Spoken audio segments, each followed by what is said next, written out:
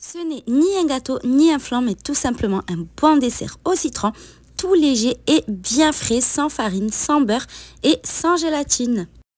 Pour le réaliser, on aura besoin de 3 œufs qu'on va venir casser dans un grand bol. On ajoute ensuite 90 g de sucre qu'on peut évidemment remplacer par de la cassonade. On mélange bien jusqu'à dissolution complète du sucre. On aura ensuite besoin de 2 gros citrons. Si vous aimez bien le goût citronné, vous pouvez même en mettre jusqu'à 3.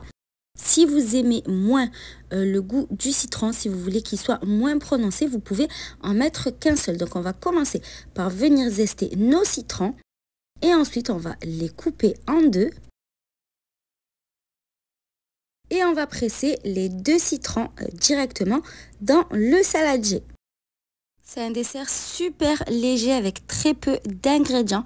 Vous allez voir, vous allez vous régaler. Après avoir pressé le jus des 2 citrons, on mélange un petit peu au fouet. On poursuit avec l'ajout du lait, donc j'en ai mis 150 ml. Vous pouvez remplacer par le lait végétal de votre choix. Je mets ensuite 20 ml d'huile de tournesol.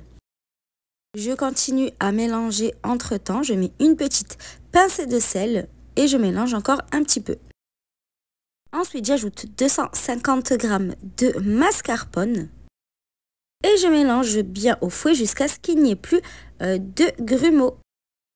Vous allez voir, au début, ça va faire plein de petits morceaux de mascarpone et plus vous allez mélanger, plus votre préparation va redevenir lisse. Pour terminer, on va tamiser 70 g de maïzena. La maïzena ainsi que le mascarpone, c'est ce qui va faire toute la texture de ce délicieux dessert.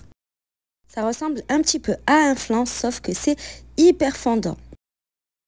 On va ensuite prendre un petit moule. Vous pouvez prendre un moule en cercle de 20 cm ou alors comme moi un moule rectangle. Donc on va verser la totalité de l'appareil au citron à l'intérieur. Mettez comme moi une feuille de papier cuisson pour faciliter le démoulage et on enfourne à 180 degrés pendant 30 à 35 minutes. Réservez ensuite votre dessert au réfrigérateur le temps qu'il refroidisse bien avant de pouvoir couper des petites parts et le déguster. Moi, j'ai mis un petit peu de sucre glace par-dessus et c'était un vrai régal. Conservez-le au réfrigérateur pour qu'il soit toujours frais.